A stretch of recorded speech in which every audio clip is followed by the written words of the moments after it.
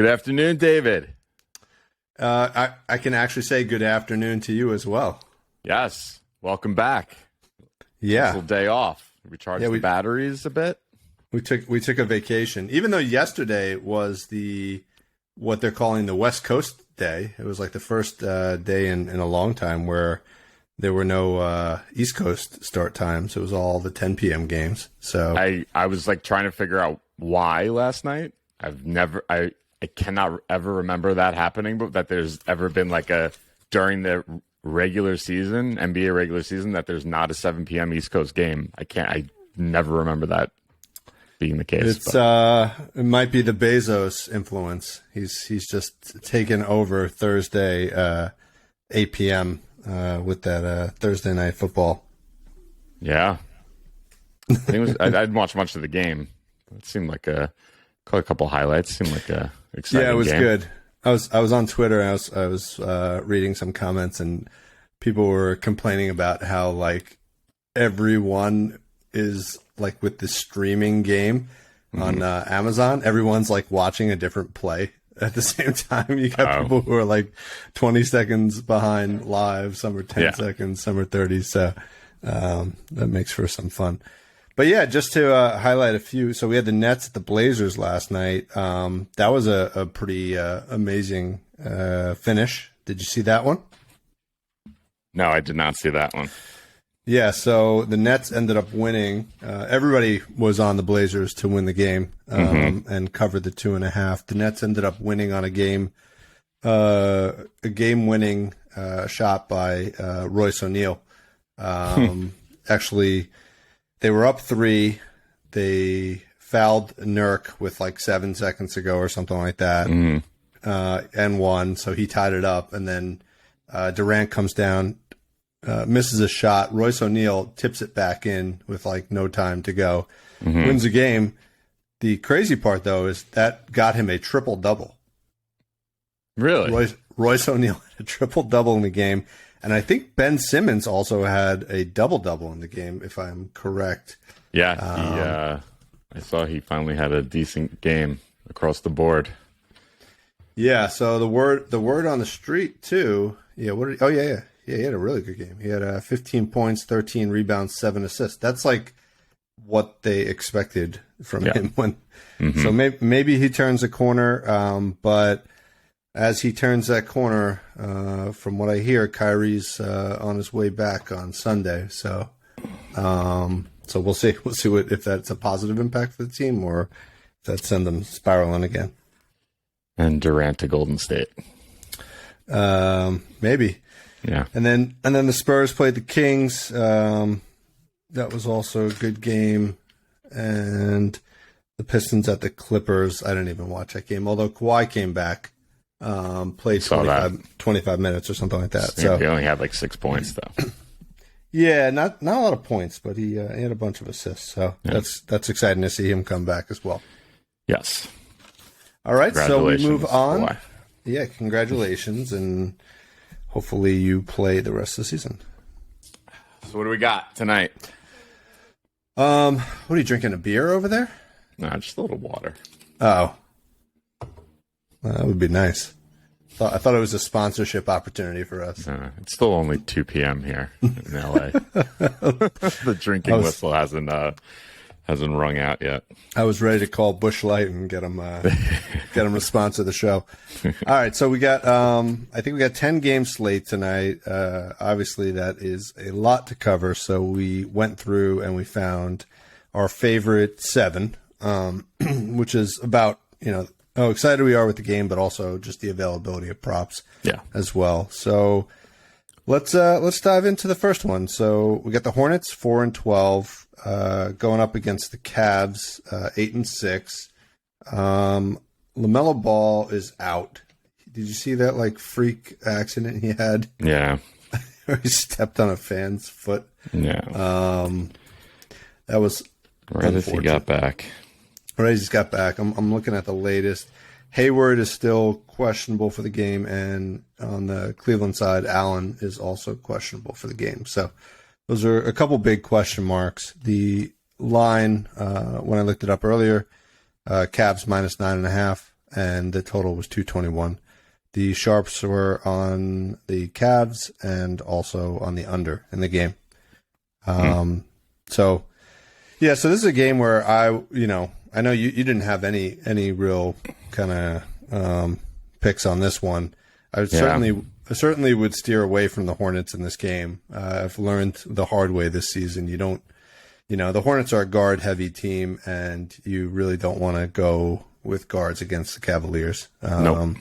Nope. So got blowout potential here too. I just don't want any part of this game.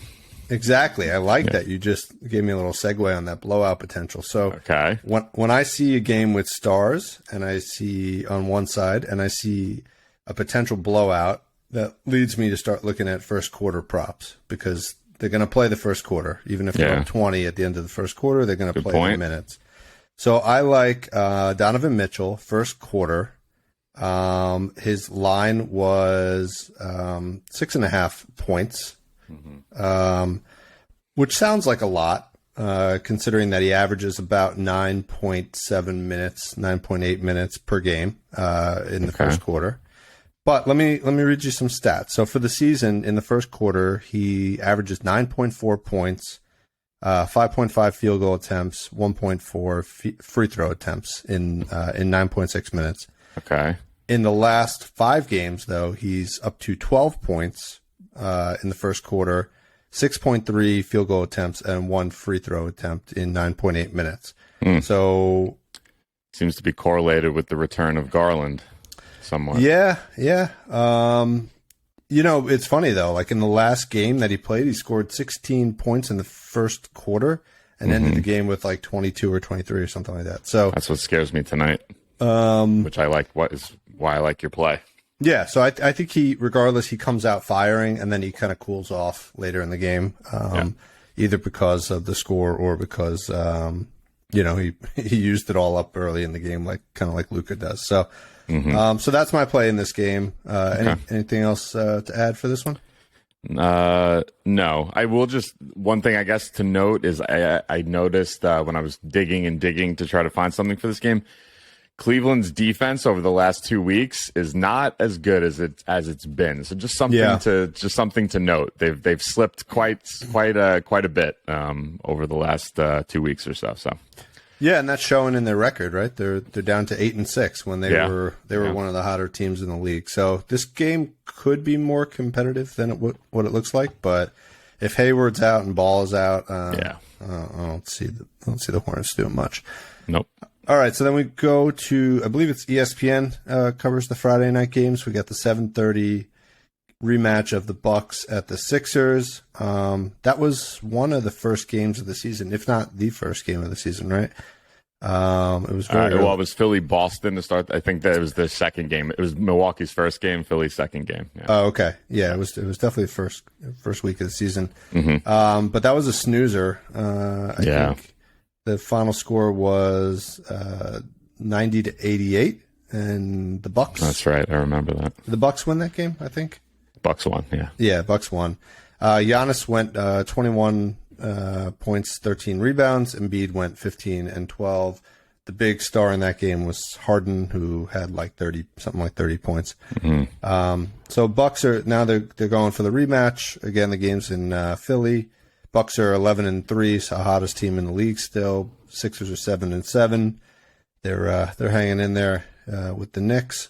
As a mediocre, you got a Joel Embiid that's getting hot right now. Very hot, yeah. He's put up I think over 40 and almost 60 in the last 2 games. He had 102 points in 2 games. Right. Not really sustainable, and especially when you start going up against the Bucks. But anyway, so the Sixers are -1.5, so they're actually favored in the game. Total is 212.5. So the Sharps were on the under. Didn't really have an opinion on the game. Again, just like you, I think you struggled to find something in this game. I just went with a bit of a, the tendency is obviously to focus on Embiid, focus on Giannis. I do like Giannis rebounds in this game.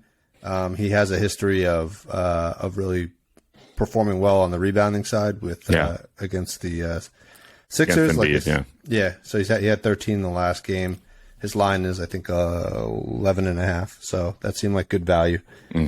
But I went with 2 picks, both for Lopez. So the first was an oldie but goodie. Lopez assists, 1 assist, minus 135. I don't have the frequency, but I think he's done it in like the last 4 games or something like that. So okay, I'll pull it up while you're going here. Yeah. So I like that one. Simple, good value. Brook Lopez, one assist. And then the second was Lopez. I like this even more. Lopez threes. So I wanted to present the menu to you. So 2 threes is the baseline, minus 158. So you're paying some good juice for that. But he's hit 2 threes in 9 games so far this season. So very safe bet. Then if you wanted to go up to 3 threes, that takes you all the way up to pretty much plus 200. And he's hit that in 7 games, 7 of those 9 games. And if you go up to 4 threes, he's hit that in 4 games, and that's plus 550. So, and he's actually done that the previous 2 times they played Philly. He had 4 in both games. Yeah, not to mention, I didn't look at last year, but the game where they played this year, he shot 12 3-point attempts. So he went 4 for 12. He had 9 in the game last year. Yeah, so I actually believe that that's not just coincidental. I actually think that's part of the game plan is pull Lopez out of the paint. So Embiid has to follow him out so that you basically open up. So there's a lot of correlation between the two plays that I talked about, Giannis rebounds and Lopez threes. If Lopez is jacking up 12 threes, Embiid's out, Giannis is grabbing the boards. I like it. So I like one of those. I mean, the safest one is 2, but probably the best value is 3 threes for Lopez.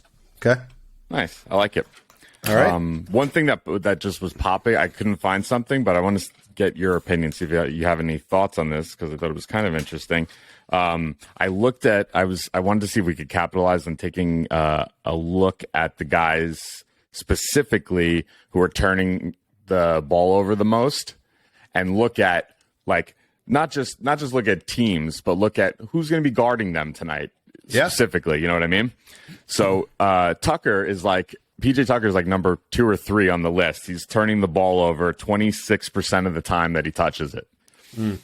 So what is that? Hold on. Let me make sure I understand that. Yeah. So 26% of the time he gets the ball, he results in a turnover? Yeah, if he's possessing the ball 26% of the time, he turns it over. Oh my God. So far this season. Yeah. That's really bad. Yeah. So I was trying to figure out how we could take advantage of that fact, but I don't know. I couldn't come up with anything, but I just thought that was Yeah. I don't know if I would necessarily look at the player who's guarding them, because like I've kind of said in the past, the turnovers don't necessarily lead to steals by the player that's guarding. A lot of times it's an errant they're pass. Rotating through. Yeah, it gets tipped and then somebody grabs it. So I think the fact that you got a player out there who gets decent minutes, turns the ball over 25% of their touches, I would just focus on whoever whoever on the Bucks is a high steal player. So Giannis, I think even Grayson Allen, I'm not sure if he's playing, but he generally has some good steals. Drew Holiday, if he was playing. Yeah. He actually might be back. I thought I saw he's out. Is he out? I thought so. Holiday is still. Yeah, and I see lines on Javon Carter. So. Oh, okay. Yeah. And Javon Carter is actually good. Actually, that's steals. Good point. So that's not a bad, Carter not a bad one right there, actually. So we'll look into that one after this. Okay. Good call. Yeah. All right, so let's move on. We got the Pacers at the Rockets. Pacers are 7-6. Rockets are 3-12. Rockets are getting 5 points in this game at home.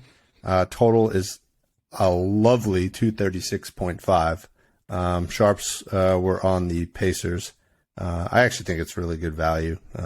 Personally, I think the Rockets are really bad, and they're a mess. The Pacers are a pretty solid team. Like I think they actually have a lot of good pieces. So I mean, Halliburton. We've spoken about him before, but that guy, he's a legit player. I mean, he's special. Yeah, he is. He is. I was listening to something the other day. They were talking about the Rockets, and they were saying one of the guys that was talking had been to a game in Houston, and was talking about our guy Şengün, and saying basically I haven't watched a lot of Rockets this season, but basically saying he's the only one out on the floor for the Rockets that has like any basketball IQ and is like running the entire. He's like the coach on the floor for the entire team, which is saying a lot. You have a Turkish guy in his second year. Yeah, who's organizing everybody, and it's just pretty crazy, and speaks to how bad Houston is. Yeah. Generally, your center is not the floor general. Yeah, especially when they're like a European guy too. It just seems like that's not usually the case. He's young too, isn't he? Like 20 years old or something. Yeah, I think he was just drafted last year. So. All right. So what do you like here, other than Şengün's exceptional leadership? So the one thing that was popping for me was the Pacers are top 5 in 3-point shooting frequency, and the Rockets are right at the bottom in allowing 3-point shots. So that's where I started to look. The one that was kind of popping out the most was Buddy Hield. The line's high. It's 3.5 threes, but he's taking 2/3 of his shots from 3. And this season, he's where's he at? 42%. He's shooting on those. So I looked at that because I liked the frequency there. I don't know if I have an official play on it. Come on. Just take it, man. The one I was leaning for, let's see if you like this one. Ben Mathurin, right? Is 1.5 threes. He's shooting 38% of his shots are from 3, and he's actually shooting just under 48% from 3 this year. So if I had to pick between the two, I'd probably go with Mathurin because I don't know. I like the lower line there. Yeah, but I also don't. I'm like learning this season that I don't really like going for non-starters because you just don't know when they're the minutes. Yeah, if they're going to get the minutes. And I maybe Hield. I think Mathurin's not starting, right? He's still coming off the bench, right? Yeah.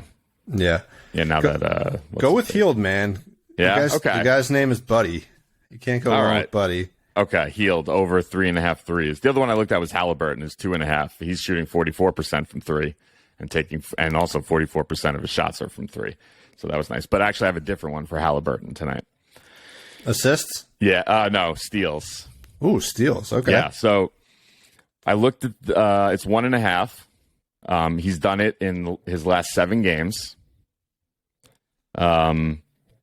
The reason I was on it, not just because he's done it in 7 straight games, but I was looking at this, what we were just talking about with PJ Tucker, the turnover. So another guy that's super high on that list is Kevin Porter Jr. And he's going to be, yeah. So the 2 guys that are going to be guarding him tonight will be Halliburton, likely, and then another guy who this would be the first time I'd play anything for him, Andrew Nembhard, point guard for the Pacers. Another NASCAR driver. Yeah. So I like that. Houston also, not just specifically Kevin Porter, but Houston also has the most turnovers in the league, just overall as a team. So I like the Halliburton to have 2 steals tonight. Oh yeah, look at his last 7 games. That's what I'm saying. Yeah, 3-2-3, 2-2, 2-3. Oh. And going up against Houston, I mean, come on. Yeah, Houston is number 1 in turnover. Yeah. That is a good find. I like that one. I'm going for that one. I thought you'd like that. Hopefully it's not a blowout. That's the only. Yeah. So this guy Andrew Nembhard, his point line is 7.5. He's I don't know if he's starting, but the last 4 games he got a playing time bump. So all of a sudden he went up where he was in the teens. Now he's like 20s. He even got to 30 minutes one game. In those 4 games, steals wise, he had 2, 2, and 3. One game he had none. But so that was just another one I liked just because of the matchup and whatnot. And it's just for one steal in a guy who's trying to make a name for himself. I thought that was kind of nice. And it's plus 180 to get one steal. He does start, too. He's starting. He is starting. Yep, he's the starting shooting guard. So, at plus 180, that's nice. Okay. Did I have anything else? No, I did not. All right. You think the Pacers will cover the 5 points? Yes, I do. Yes, I do. Kind of seems like one of the safer plays of the I think so. of the night, right? I'd be worried about like a 5-point line if the total was like 220, but at 236, that's a lot of points. All right, let's move on. We got the Magic at the Bulls. Magic are 4-11. The Bulls are 6-9.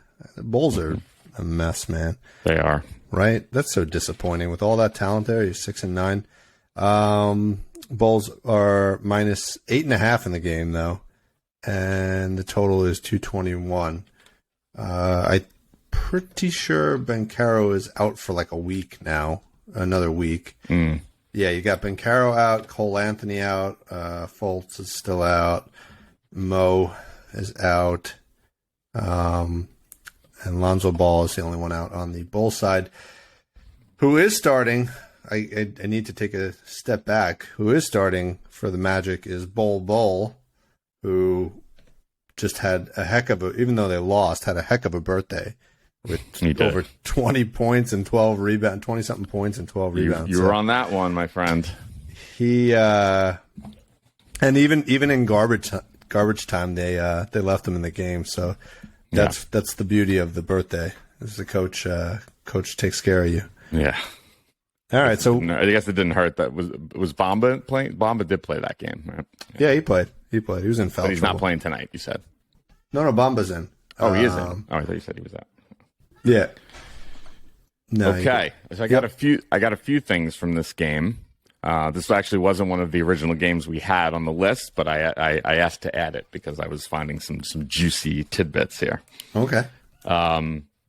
So two things. So two guys were popping big time from that turnover list. One guy was really surprising. He was like top 5 on the list. Alex Caruso is turning the ball over 22.5% of the time that he possesses the ball. Yeah. And the other one was Bol, who's turning the ball over 23% of the time, every time he touches the ball.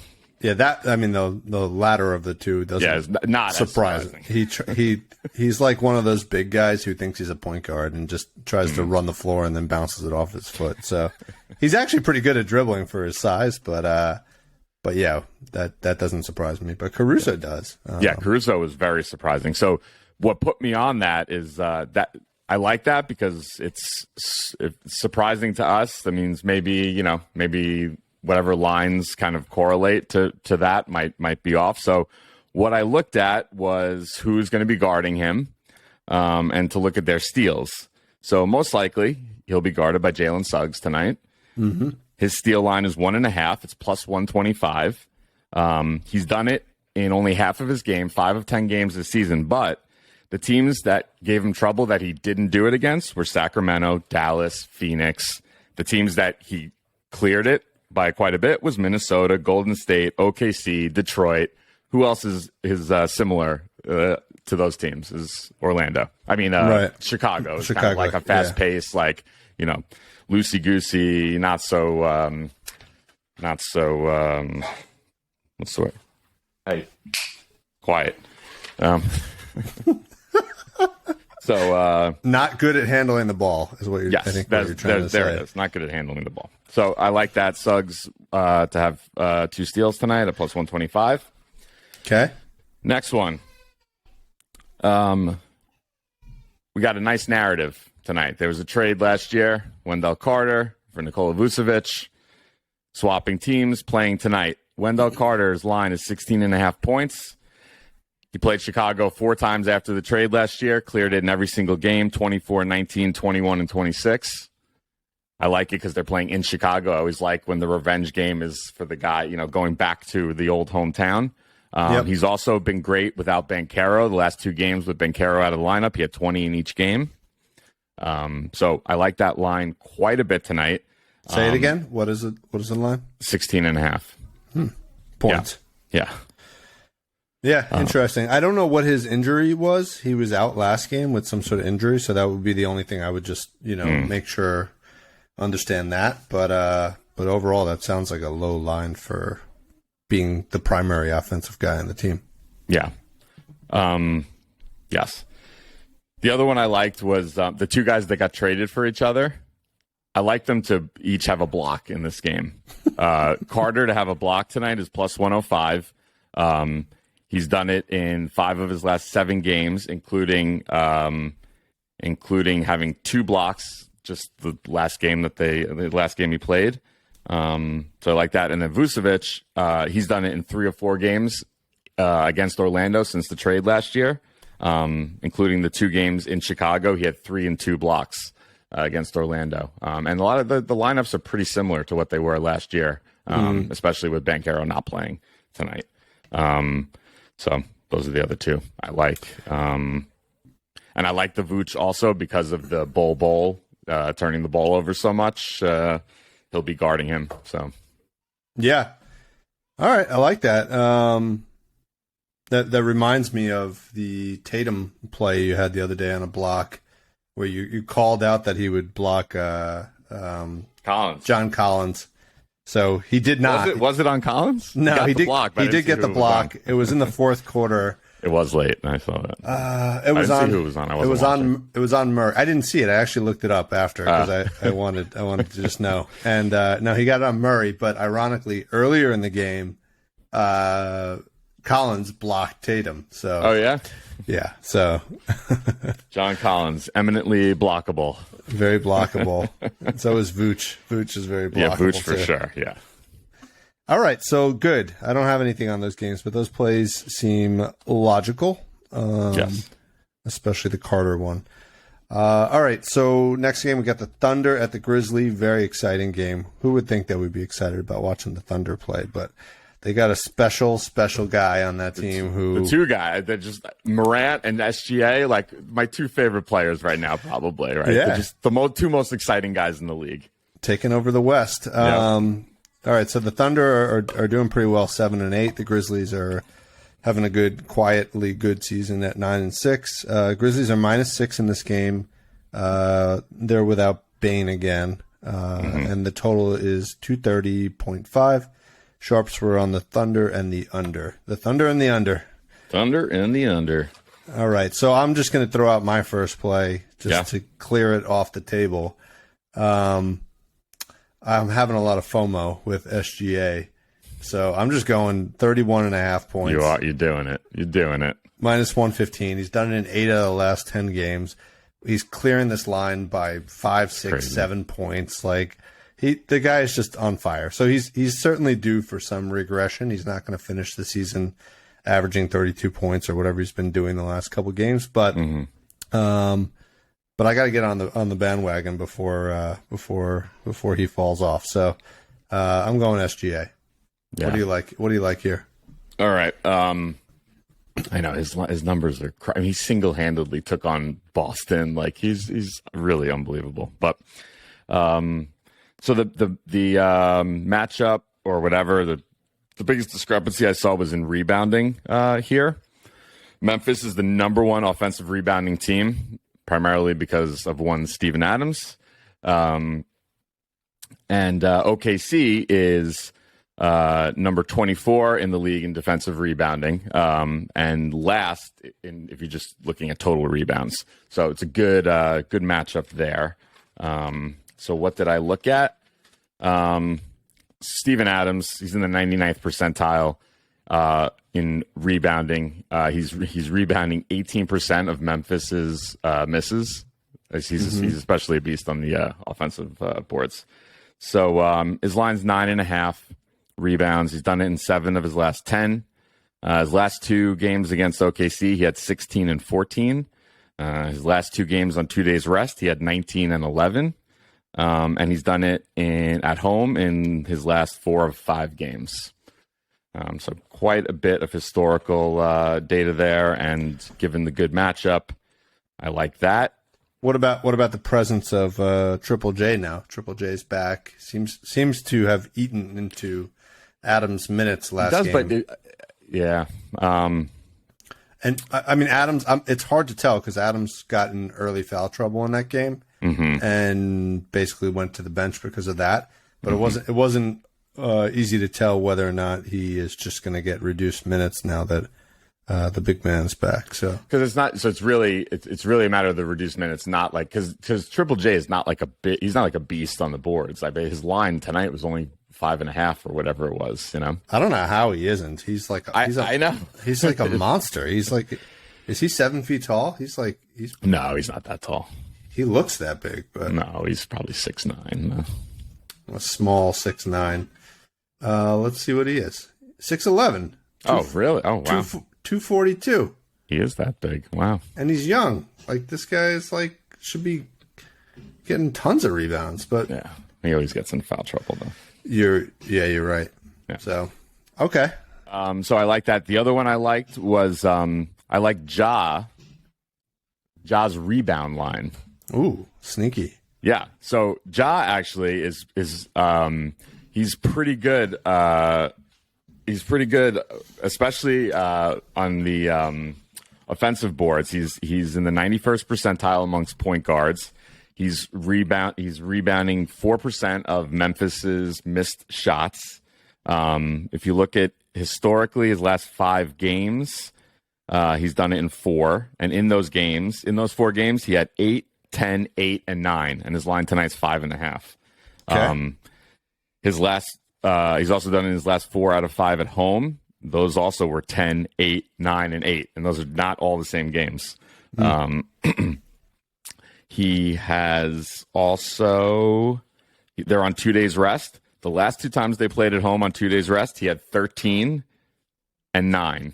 So given the good matchup against OKC, who can't rebound for anything, I'm going to take Ja 5.5 boards tonight.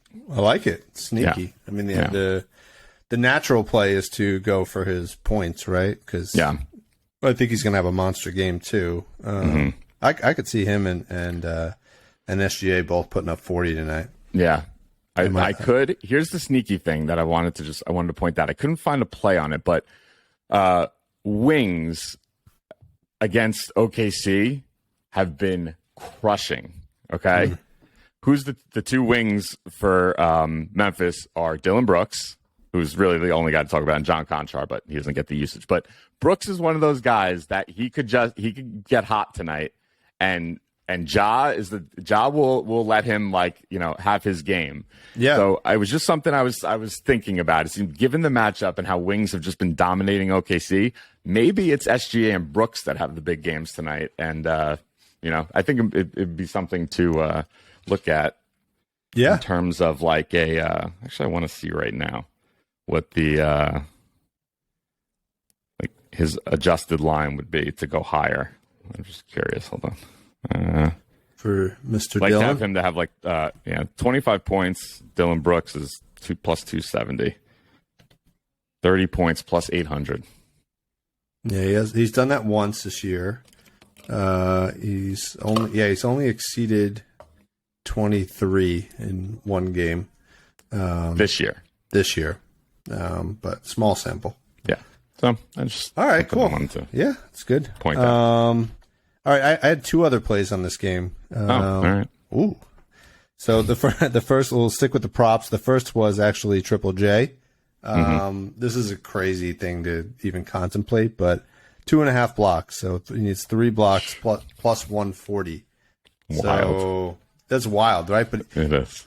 He had 5 blocks in this first game back. Yeah. He averaged close to 2.5. I would think it was like 2.4, 2.3 blocks per game last year. This is going to be a high-scoring affair, and Thunder are one of the higher blocked teams in the league. I'm not sure how else to say that. So yeah.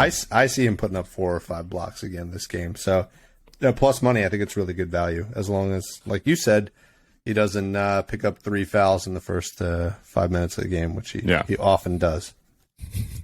All right. The other one was on the game itself, so I liked the Grizzlies' first quarter line, -2.5 at -112. So the Grizzlies are one of the better, not an elite first quarter team, but pretty good. They overall they're plus 1.9 points on the margin in first quarter. Okay. But when you look at them at home, they're actually the second best home team in terms of margin for first quarter. They're at plus 5.3 points when playing at home. So they're only behind the Knicks, who we've talked about in the past. OKC on the flip side is -1.8 for the whole season in first quarter and -2.8 in away games.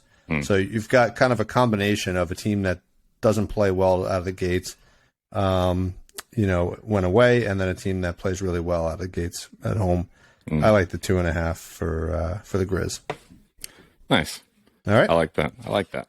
Cool. Going to your Triple J blocks. You getting on board? What? Yeah, because I think there's some correlation here with Giddey. So I had noted Giddey was very high on the turnover list. 19% of his possessions end up in a turnover.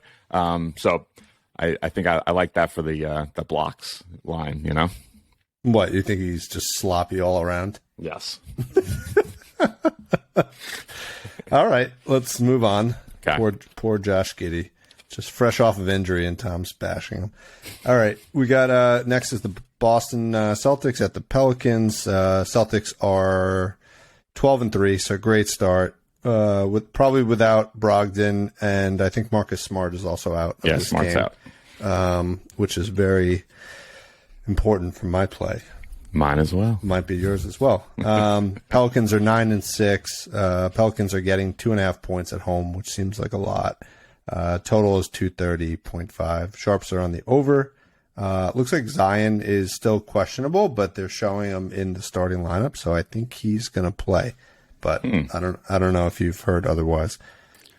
I was kind of thinking he wasn't. I haven't heard anything. I was just, when I was going through this stuff, I was kind of just assuming he wasn't going to play tonight. But all right, you ready? On the count of three, we're both going to say the guy that we're playing. The guy and the prop. Well, the prop's implied, but this is going to be either really great. No, then it's not. It's not the same then. Really awkward. The prop's implied. All right, one. Is it Grant? Is it okay? 1, 2, 3. Grant Williams. Ugh. No, it was Derek White. Oh no, I don't have him on my list anywhere. I'm so glad we didn't say that at the same time. That would have been so disappointing.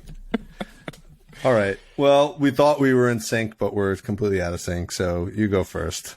Okay. Dog is over wires. Here we go. Okay.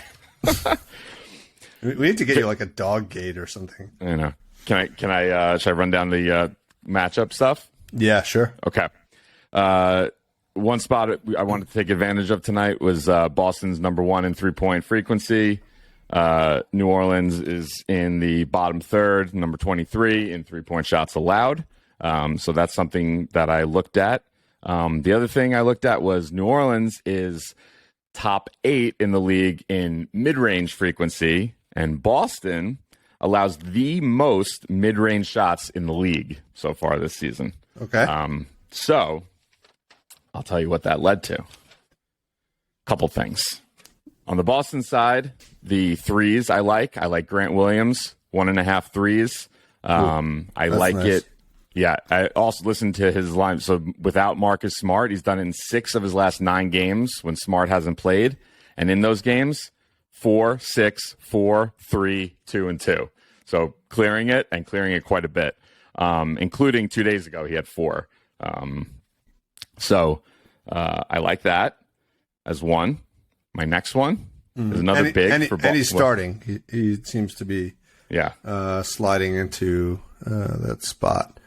Okay. Yep. Go ahead. The next one is Al Horford, 2.5 assists. It's -128. Without Marcus Smart playing, he's done it in his last 12 of 14 games when Marcus Smart hasn't played. So nice low line. It's a nice one. It's really nice. Yeah. On the New Orleans side, what was enticing me was this mid-range stuff. So Boston's allowing the most mid-range shots in the league, right? You like Ingram? I like Ingram. Yeah. He's in the 100th percentile from the mid-range. He's taking 60% of his shots from the mid-range. He's shooting not great, but not bad either. You know, he's been doing pretty well. And I think I'd say it's 21.5 points. I was kind of going back and forth because CJ is also kind of his game too. Not to the extent of Ingram, but yeah, no. If you had a lean, would you pick one? CJ hasn't been great this season, and no, but he's been hot lately. Last 2 games, he put up 23 and 30. So all I know is one of those two is clearing their point line tonight. I'm leaning Ingram, but I'm not 100% sure. I almost just want to bet both because I know one of them's doing it. Yeah, I mean, if you look at recency, Ingram has been off 14, 20, 19, 16. So CJ would be a safer bet, but I still think Ingram's the primary on that team. I like the Ingram and Tatum with the Duke thing. I just think they both want to come out and ball out, so that's why I was leaning Ingram. Yeah. Okay. Yeah. All right. Good. Anybody else? Nope. All right. So I had Derek White, which completely contradicts my prior statement that I only support starters because it looks like he's coming off the bench. But even with no Brogdon and no Smart, he has to start. This is the starting line. Oh, no. Here you go. Yeah, he's got to start. No, Brogdon's playing. Oh, that's what it is. Okay. Yeah. So Derek White, 3.5 assists. So in the 6 games that he's played without Smart, dating back to last February when he was traded. Yeah. 6, 5, 5, 4, 6, and in the last game that they played, 10 assists. So I like that. I like it less now that I know Brogdon's in the lineup, but I still think he's going to get some. It's a low line. Yeah. I think he's going to get some good run. So let's see how that one plays out. Okay. All right. And then last game, the second, I believe, ESPN game, we got the Knicks at the Warriors. Knicks are 8-7. Warriors are 6-9. Warriors are -7.5 in the game. Totals 234.5. Sharps are on the Warriors and the over. So another high scoring affair. Yeah. What do you like here? All right. Two nice matchups to take advantage of here. The Knicks are number 4 in the league in frequency from specifically short mid range, and Golden State is second to last in the league in shots allowed in short mid. And then on the other side, Golden State's number 2 in 3-point frequency, and the Knicks are number 28 in 3-point shots allowed. Yes. So I think you know where that's headed. So let's start on the Knicks side. I did some digging into who's got the good short mid range game for the Knicks. Jalen Brunson, 41% of his shots come specifically in short mid range, and he's shooting 56% so far this season on there. So that's the guy I was leaning towards. And he's pretty hot lately. He's really been heating So up. his line's 19.5. He's done in 7 of 9, and he's also done in his last 4 or 5 on the road. And in those games, he had 24, 25, 23, and 23. So clearing it by a decent amount. My only hold up there is that the one position that Golden State is actually defending okay is point guard. Whereas everyone else they're bleeding points to, and specifically wings, like wings against OKC and wings against Golden State have been crushing. So who's the 2 wings on the Knicks? It's RJ Barrett and Cam Reddish, right? Yep. So I know you mentioned Cam the other day to keep an eye on him.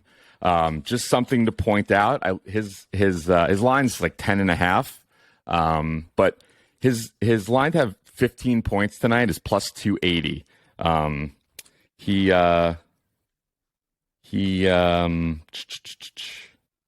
So I just pointed out OKC and Golden State have allowed the most impact games by wings so far this year, and he had 26 against OKC, right? Mm-hmm. And then he also had 19 against Utah, who's also giving up a lot of big games to wings. So those were both in the last 2 of the last 3 games. Yeah. During which time his minutes have increased a lot. He went from playing like 15 to 18 minutes all the way up to like 33, and 37. So yeah, I think what I read about him is they're keeping him on the floor for his defense. They realize that they got a major problem guarding. So I think he's going to be out there for defense, but while he's out there, he's also a scorer. So I think I like that tonight. I might even. I mean, it may make sense to make an official play Reddish over 10.5 points. It's so low, and given the matchup against Golden State, where these guys have been crushing, I know if I pick that though, then Barrett's going to have 30 points tonight. But no, Barrett's been off lately. I would go with Cam. He's the hotter. All right, I think that's it. So I actually I'm going to do Brunson 19.5 and Cam 10.5. Okay. All right. That's on the Knicks side. Do you have anything on the Knicks side? Yeah, let me throw in my next pick. I like Julius Randle for a double-double. I thought it was good value, especially since Golden State bleeds on the rebounds. Randle gets 10 points in every single game. His last 2 games against Golden State, he had 28 and 31. Yeah. What about rebounds? Do you have the rebounds? That's just points. Rebounds, I didn't make a note of it, but yeah, I could tell you. You talk. I'll look. You talk. All right. So he's done 3 in 3 of his last 5 games. He's had a double-double. So there's 2 ways to go about this. Plus 150 for a double-double, which I thought was good value. Mm-hmm. Or if you're concerned that he's not going to get the rebounds, you could do 8 rebounds and 20 points together at plus 131. So 8 rebounds is almost like a guarantee for him in this game. So I see that clearing. And the 20 points seems very probable. So if you're concerned about him getting that 9th and 10th rebound, I would go that route. So against Golden State last year, in the game that he had 31 points, he also had 16 rebounds that game. Yeah. I'm looking at his point and rebound line. It's 29.5. The 2 games against Golden State, he had 38 and 44. He had 40, and he had 45 in that last, whenever that was, 2 days ago against Denver. I like that though. Plus 150. You like the plus money, yeah. Plus 150, man. Yep, that's better. All right. And then what do you got on Golden State? All right, you like Steph? This is a nice one. Ready for this? Yeah. So the with Mitchell Robinson out, the Knicks primary lineup is Brunson, RJ, Cam, Julius, and Hartenstein, right? Mm-hmm. That specific lineup is in the bottom 2% in 3-point shots allowed to opponents. Opponents taking 46% of shots from 3 against that Knicks lineup specifically, and are shooting 41%. So Steph's going to see a lot of that lineup tonight. His line's 4.5 threes. Mm-hmm. It's plus 100. Mm-hmm. His last 2 games against the Knicks, 5 and 5. He's done it in 5 of his last 7 home games, where he had 6, 7, 7, 7, and 5. And these are the ones I like. He's played 2 games this season at home on 1-day rest. In both those games, 7 and 7. Yeah, I'd be curious to see what kind of performance historically he has on like a Friday night game too. This seems like energy in the crowd. He's just going to be draining them like that. I wish FanDuel still had these 7, 8, 9 3-pointers, because this I think is a game where he might hit like 8+ threes. So one thing I wanted to note though, Brett, which that's what you saying 8 threes made me think of something. In the same situation, right, of being that I just spoke about on being at home on 1-day rest, where Steph had 7 and 7, Clay, right, this is going back to last season. Klay Thompson had 3 games in that same situation where he had 8 threes. Wow. This was more than Steph had. Steph only had 2 last season where he went over 8 threes. So just something to know. It might be worth a little flyer on, just Clay. Clay's been terrible. He's I heard something. He's the least efficient scorer in the league right now. He's like on the same, like he's right below like Dylan Brooks and Kevin Porter Jr. That's how bad he's been. Yeah, but he's been getting better. He's shooting 33% from 3 for the year, which is pretty much his entire game, right? He pretty much pulls up for threes on like fast breaks. But in October he shot 28%, and in November he shot 36%. So I actually believe he's heading in the right direction. Even on bad games, he's still hitting 3 threes. He's going 3 for 9, 3 for 10. He's going to get the volume up unless at some point Kerr is going to change the game plan. Because I think part of the reason why they're losing is they're shooting too many threes. Mm-hmm. Yeah. And not hitting them. So, but yeah, in this game against the Knicks, 234 points. Yeah. Yeah. And both of them will hit probably. Yeah, probably. I had one other from this game. Just I caught it right before we went on. Obi Toppin's 3-point line it's 1.5, right? He's done it in 8 of 10 games on 1-day rest this season. He's shooting 41% from 3 and specifically 44% on non-corner threes. He's been getting him up there in a game that's going to be pretty high scoring where he'll get some run, and forwards have been pretty successful as well. They're just below wing players as guys who've been crushing Golden State. So I like that one too. Yeah. I like Obi. I like his brother too. I was watching his brother play at Kentucky the other day. He's going to be something good too. Yeah. Yeah. Looks really talented. So, all right. Well, I think that wraps it up, right? Yeah. If you covered a lot today. Yeah. If you can't take away some great facts from this, then you're right. You've come to the wrong place. That's for sure. We gave some good stuff out today. So, all right. All right. Games are starting soon. Good Enjoy. luck. And I will talk to you later. Bye. Yes.